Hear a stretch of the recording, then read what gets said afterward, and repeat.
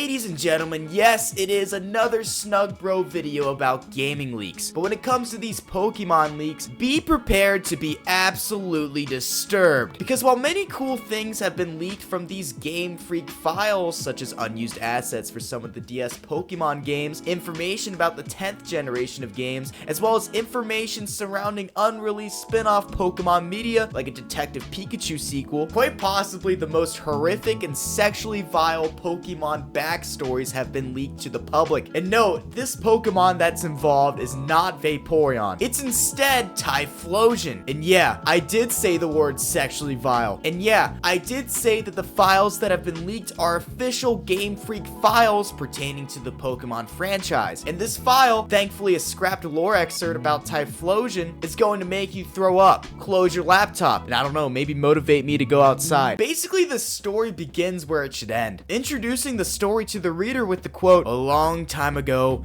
when the boundary between humans and Pokemon was unclear." Yeah, so this story is already pretty fucked up, but you can't have a fucked up story become even more fucked up without doing what it does, and which involves a young girl that we can assume is underage. Basically, this girl is getting some firewood or some shit for her village, when after being lost deep in the forest, is approached by a mysterious man who offers to take her home. She accepts, and after being gaslit, drugged, and ultimately becoming a kidnapping victim, she eventually realizes that this man in the middle of the woods who's offering her free food and housing is none other than a shape-shifting Typhlosion, who, by the way, refers to this girl as his wife. Not creepy at all. Eventually, the girl's parents, as well as the entire village she's from, eventually do their damn job and try to locate the girl. Most notably, the father ends up killing the Typhlosion. But the most fucked up thing about this story, and I gotta re-emphasize this is a story that's actually written by real Game Freak employees, is that the girl ends up giving birth to a half-human, half-Pokemon. A child that is related to the Typhlosion. The only thing I gotta say to the decrepit soul that wrote this is that, you know, I'm not religious myself, but man, you gotta go to church or something. You know, maybe pick up a new hobby, or I don't know, go see a psychologist. I really truly do not know what the point of writing this story even is. It's certainly based on Japanese horror folklore, especially the faceless woman and, you know, the idea of shape-shifting entities, except for the fact that the faceless woman is more so about people's faces morphing as opposed to a Typhlosion abusing a potentially underage girl. Then there's also another story about some horny-ass dude in the Pokemon universe who has sex with an Octillery, and most notably, he ends up producing a child with this Octillery, which ends up growing up